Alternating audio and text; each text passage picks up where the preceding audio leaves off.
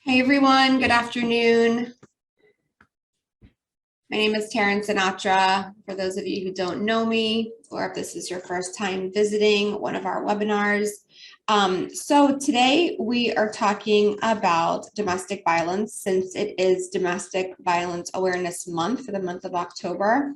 I can't believe we're at the end of October already, but we're still in time to talk about this topic, since it is Awareness Month for domestic violence. So part of my practice does include representing both the petitioner and the respondent to domestic violence actions. What I mean by petitioner and respondent is the petitioner is seen as the victim to domestic violence, and the respondent then is the person that's being accused of the domestic violence. So I have experience dealing with both sides. So today we're going to talk about how to kind of protect your rights when it comes to domestic violence, whether you're the victim of domestic violence or if you are someone that's being accused of domestic violence. Obviously, this is a really sensitive topic, very serious topic. In my field, because I do handle all matters relating to family law, we see a lot of time, well, not a lot of times, but we do get those cases where there are allegations that may not be true. We get cases where there are really terrible allegations, and they are true. So I'm not on one side or the other. I try to be on the right side for all those types of cases that we deal with, but it obviously is a really sensitive and serious topic. So I wanted to talk about what you should do if you're the victim of domestic violence, some of the really important steps that should be taken, how the domestic violence process works within the court system, and then we can talk about what to do if you're being accused of domestic violence and you find yourself being served with those papers as the respondent, and you need to defend against that for one reason or the other.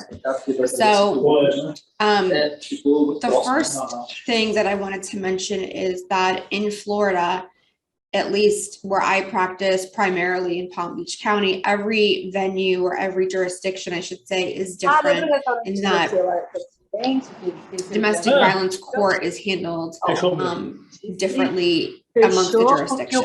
In Palm Beach County, domestic violence court is actually the same court as family court. So if I'm seeing a judge for divorce, let's say, and there's a related case with those same individuals involving domestic violence, we're going to see the same judge. This might be really obvious, and it wouldn't be a surprise to anybody, but the first thing you need to do if there is an issue of domestic violence, or there is domestic violence going on, or even if there's something that maybe you're not even sure if this is considered domestic violence, there's just some like incident, rage, verbal threat, something that makes you not sit well. Again, like I said, this might be a really obvious statement, but you need to call the police.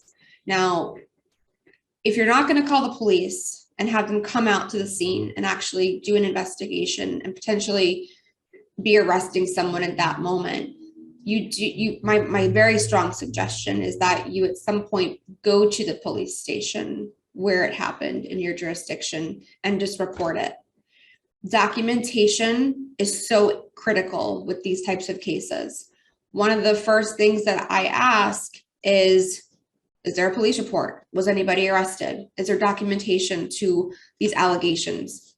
So I understand that for many victims of domestic violence, it's really hard to get out. It can be really scary. There's threats that, if you call the police or if you try to leave, and that feels like you're stuck. But to the best that you can, reporting it and documenting it is so key. When you're finding yourself in a situation of there's months worth or years worth of domestic violence, that becomes even more important, that over time you're creating this file for yourself. I understand that it may not be at the very first incident of domestic violence that someone has that courage to leave the relationship or to take the action. So creating this kind of file and showing the ongoing pattern with documentation is really important. Understand that if you are calling the police and they come out to a domestic disturbance, they are really, the law enforcement is supposed to, I'm not law enforcement, I'm a lawyer, so I can't speak to how they do things in their departments, but they are supposed to make an arrest if there is any allegations of domestic violence. Someone's going to jail. I do see that happen pretty often, but there are situations when maybe they'll talk to both parties and then they end up leaving them for whatever reason, but they are supposed to make an arrest if there is allegations of domestic violence and they're called out to the scene. So just understand that if you do make that phone call, they're going to come out, someone's going to be arrested. You should kind of go into it with that understanding. Someone's being placed under arrest. Obviously, it should be the aggressor, the person that is committing the act of domestic violence, the person that's starting the aggression or starting the violence. That person should be taken into custody. So the other thing that needs to be taken into consideration is if there are children involved. If there are children involved and there's domestic violence going on, and the police are called out, a lot of times, most times I would say, DCF, Department of Children and Families, is called as well. Again, every jurisdiction is a little different in terms of what they call that department. In Florida, it's DCF, Department of Children and Families. And that's important because you have to understand that DCF is there to protect the rights of the children, protect their safety. So DCF will then start an investigation that will take place over the course of several weeks, little over a month usually, to investigate the family, to investigate the parents and see what the situation is, if any services are needed. And they're usually looking for things like abuse, neglect, or abandonment. If there is domestic violence with children involved, and I'm talking about if you have, let's say you share children together, so you're either married or not married, but maybe you have a child with this person, whether you live together or you don't.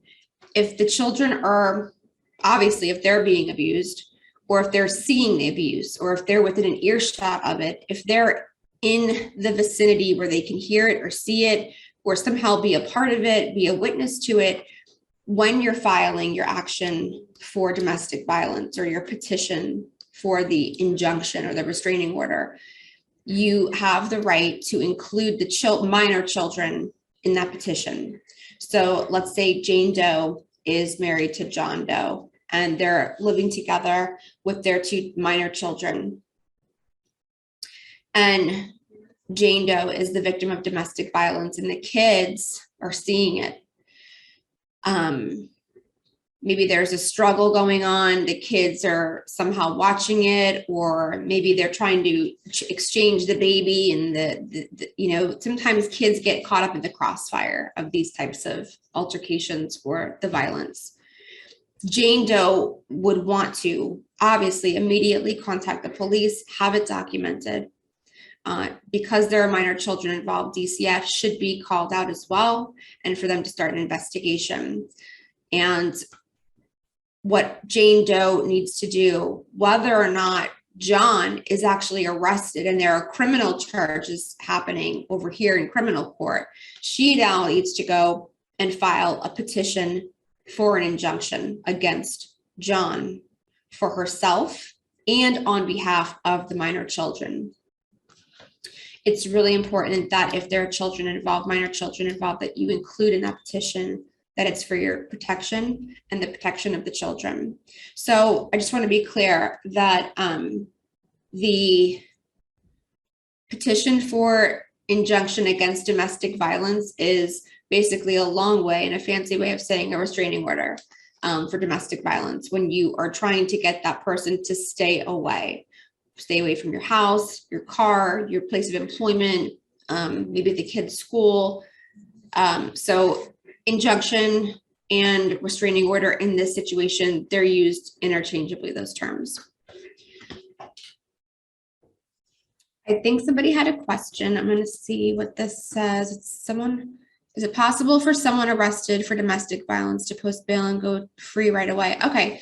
Yes, that is a possibility. So there are basically two different concepts or court systems that we're dealing with domestic violence. Like I mentioned, you might have someone who's arrested by the police, and then the state attorney's office or the district attorney's office, they are going to press formal charges or file formal charges for domestic violence or battery, whatever the situation may be, and that's in criminal court. Over here, you have a totally different court system, which is civil court, and that's where the domestic violence injunctions or restraining orders are handled. So now to answer this question, if someone is arrested and they're held overnight and they don't have, it depends on the person's history of violence or their criminal history, depends on if they have any active warrants or active cases going on, or if they're on probation for something else, as to whether or not they will be able to post bail and get out. But yes, the answer is it is possible. If they're arrested, the judge that they see within that 24 to 48 hour time frame might grant them bail or bond, and then they would be out. So if there is no restraining order in place from the civil court over here, there's a possibility that now this person can just come right back to the house or be back in contact with you. I want to point out that this is actually a really good question because it leads to another issue.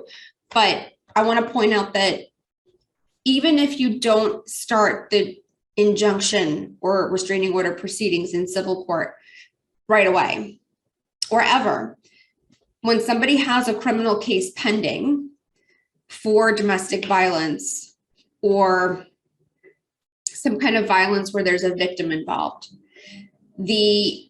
one of the requirements or one of the provisions to their bail or to their bond is going to be what's called a no contact order.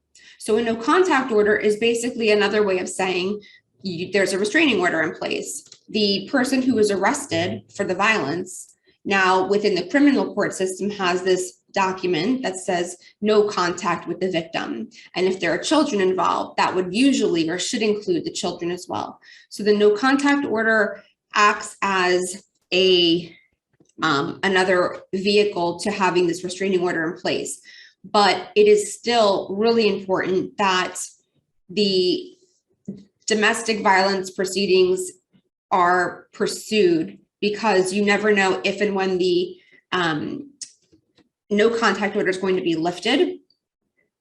And they have two very different kind of like end game results. So we're going to talk about the difference between the two.